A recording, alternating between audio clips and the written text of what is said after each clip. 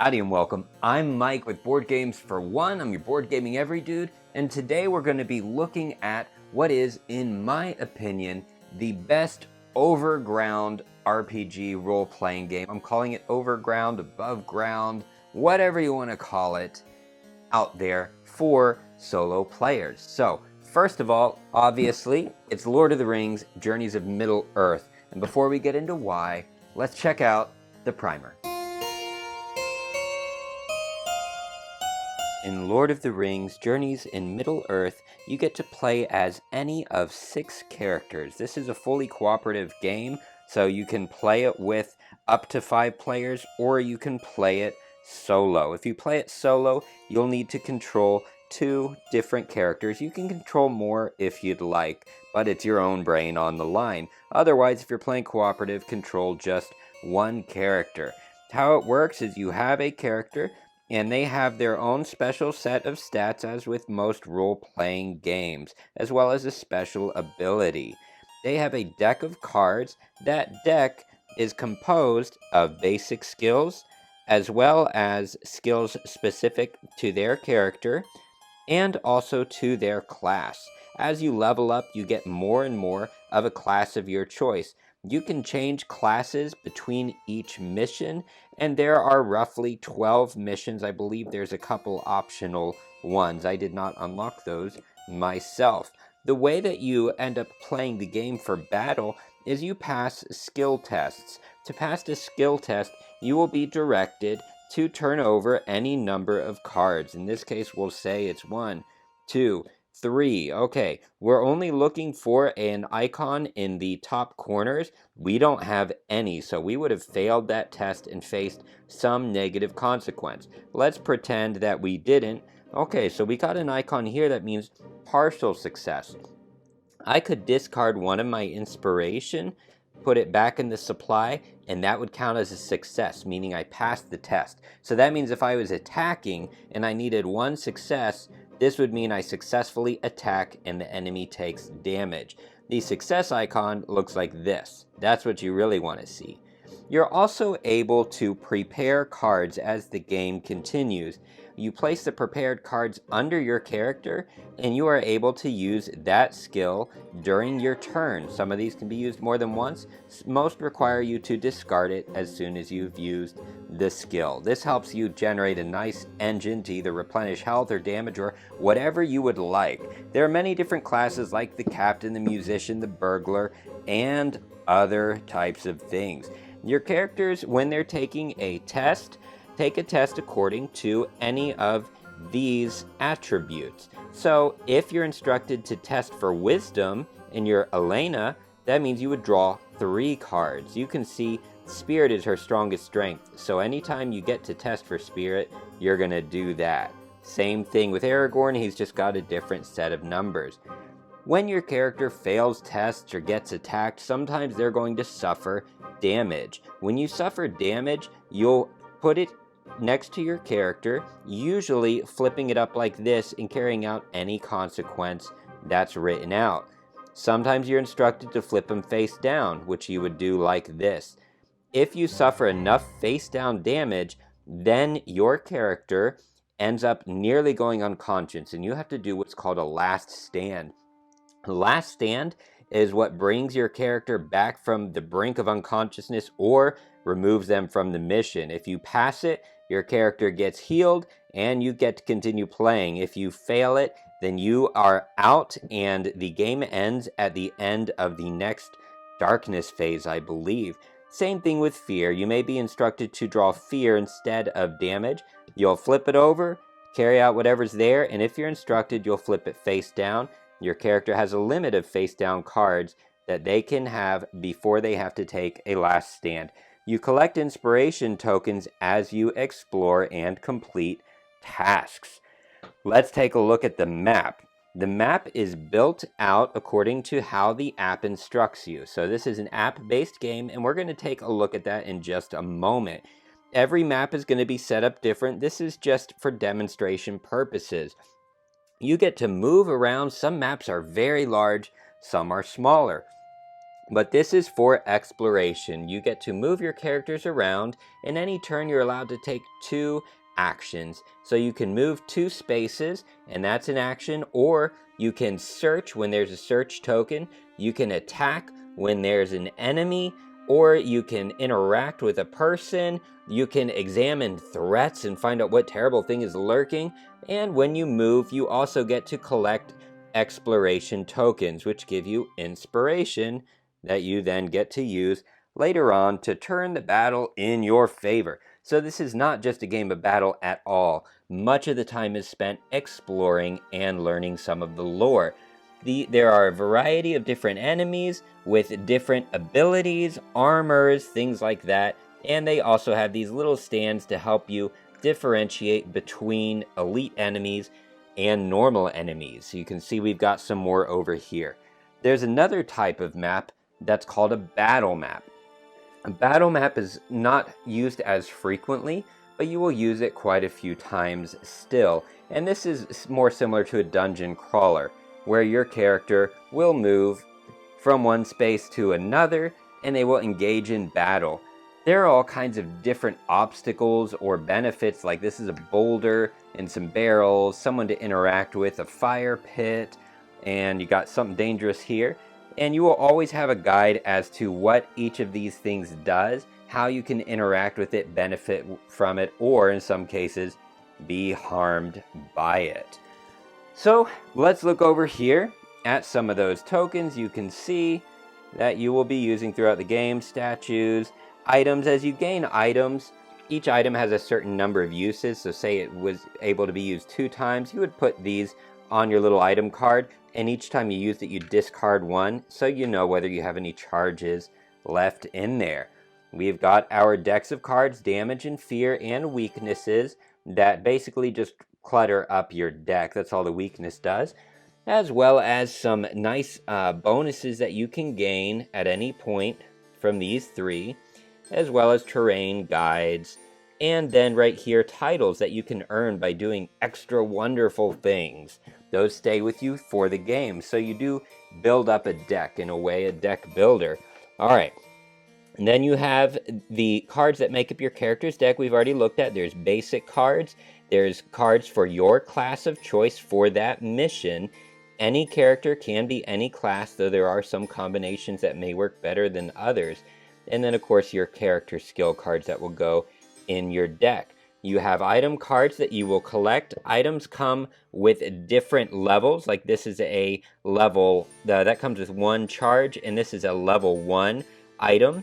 As you gain something called lore throughout the game, your items level up with you. The app keeps track of all of that for you.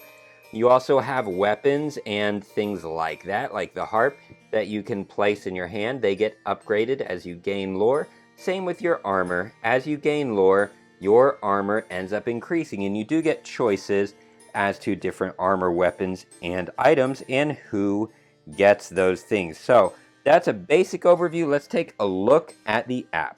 The app can be downloaded on pretty much any device that I'm aware of. I'm using an iPhone here, and you get to pick your mission, pick your difficulty. There are different difficulties. And we're going to go right through here. You pick a save slot, and then you pick the heroes that you've chosen for playing. So I'm going to pick those 2. Boom. And you get told what types of items they start with. You take those out and put it in your deck. No problem. Pick our party name. We're just going to pick Blah for now, and maybe do something better later.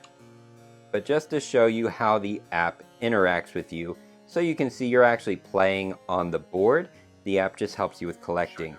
You get some wonderful narration to introduce the story, and then you get told the location and how to build your map. We get our introduction, confirm, and now we're going to build our map for the first mission. Oops, first we got to pick our role. So Barivor is going to be a musician, and Aragorn's going to be a captain. Why not? Let's embark. Fantastic. Gazing into the Palantir. As you can see, beautiful artwork. There's my hands in the reflection. Cool. You can look at the mist to know what the setup is going to look like. You don't know what those locations are, but you at least know how to prepare to lay out your table. You just read the instructions and follow. It tells us what tiles to place. And I'm just going to zoom through it. It tells us where to place our heroes. It tells us where to place threat tokens, exploration, and search tokens. And we got a person to interact with. We're being told our mission and the story at the same time. So there's usually a decent setup at the beginning of each mission. We place our exploration tokens. Then we start with our preparing cards. Get our objective, and we start playing. It starts with the character action phase. During the action phase, let's say I'm right here, and I want to search. I would move one, and I would go to the app, and I would click on the search token, which is hard for me to do with these big fat fingers right here. There we go. And we're going to get instructions to search. You can see we're testing wit for 2. We're going to say that we passed, and discard the search token and continue with the turn. Look, we gained an item. That's awesome. So we gained an item. If there were an enemy on the board, it would show down here, and we would be able to also use the app to attack the enemy. We still draw all our own cards. The app just tells us, helps us with damage and things like that. Takes us through our primer enough. Thank you for watching. Alright, so as you can see, some of the bonuses. Bonuses are that this game encourages exploration. However, it should be noted that that exploration is hampered by time limits. So you are not able to explore everything because the game ramps up in difficulty after every single turn. The longer you take, the more enemies come in. Eventually you'll be overrun. So you have to pick and choose what you explore. The good thing is this encourages multiple playthroughs, different characters, and different classes. Another bonus, I like the mixing of the classes and the characters, and that you can change class at the beginning of every mission. There's an advantage to staying with one class or just having one class and a subclass because you gain experience after each mission for that specific class alone. So if you're a captain for a longer period of time, then you get better cards to add to your deck. Whereas if you stayed low level and just played a different class every turn, you're only going to have a deck of low level cards, and that may catch up to you later on. So a good start is to pick one main class and a subclass, just like with a lot of different role-playing games. I think it's a bonus that there are no dice. There's nothing wrong with dice. Dice are a lot of fun, but I actually like the skill check by flipping over the cards and being able to mitigate that by earning inspiration and using that or certain card abilities to gain automatic successes when you need to. If you love rolling dice, that may be a negative. Another bonus, of course, is the artwork, not just on the board or in the quality of the miniatures with the characters and the variety of the enemies that come with the base game, but also the artwork in the app. And that takes us to the app. The app is a bonus. There are a couple downsides to that. And I guess we'll just launch straight into the negatives and mix these together. So, first of all, the bonuses of the app, I like how it does not take over the game. You are still playing the game on the board. You are still moving things around. It just helps you with tracking enemies' health, interacting, and instead of flipping pages in a book, which I personally don't mind, but it instead directs you to different screens to read whatever dialogue or script is there. The downside to the app is that there's no undo button. I would like an undo because sometimes I make mistakes. There were a couple missions where I accidentally put the wrong class in, so I gained experience for the wrong class, even though I was playing as a different class. And though there may not be there is an undo for that. You can quit the mission and restart it. But I would also like something like if I go to attack and I accidentally pick 1 or 2 hits more. So not to use it to cheat, but I would just like for when there are genuine mistakes, leave it up to the player to control themselves. I would love just a little undo to go back one action for when I make mistakes. Otherwise, you just have to continue through with the mistake, and I didn't like that. So that's one thing I would like added to the app. That was actually my only criticism. If this is helpful, please be sure to give me a like. Other people find this channel, but not just this channel, these games through this channel, through those likes and through participating in the comments. If you agree or disagree with any of my ideas, if you agree that this is the best overworld, I don't know what to call it, role-playing game out there, then let me know. If you completely disagree, please let me know. Give suggestions for other games. I love hearing the suggestions because there are so many games out there and I do not know all of them. You all are the experts. So thank you for participating with that, and please fill up the comments as this is your community. Another negative to some might be that this is more like a fan fiction or a side story. So you are playing as some of the main characters like Legolas and Gimli and Bilbo that all come with the base game. Other main characters do come with expansions, and that's actually going to be a bonus. We're going all over the place here. Bonus is that there are many expansions, so you are not going to run out of content with this game. However, let's go back to a con. Is of course price, and I'm not saying it's not justified.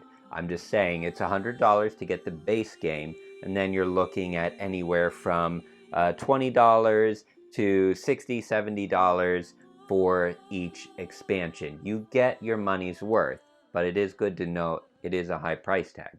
Back to the fan fiction and the characters, there are also original characters like Elena, and there's another one, Barabor, I believe, that are created just for this game. But anyway, the point is, even though you have these main characters, they are not following the main story of Lord of the Rings. These are separate little missions that don't really flesh out any character. So you're not going to have emotional moments with your character, but you are going to be immersed in the lore of Lord of the Rings. They're very true to the story, but it is a side story that is not canon of Lord of the Rings. And I've talked long enough. Those are my thoughts. Do you agree? Do you disagree? What else would you suggest? What criticisms do you have? Fill up the comments, let me know. Be sure to give that like and check out this next video for a top 10 list that I made just for you. I love you all. I'll see you next time.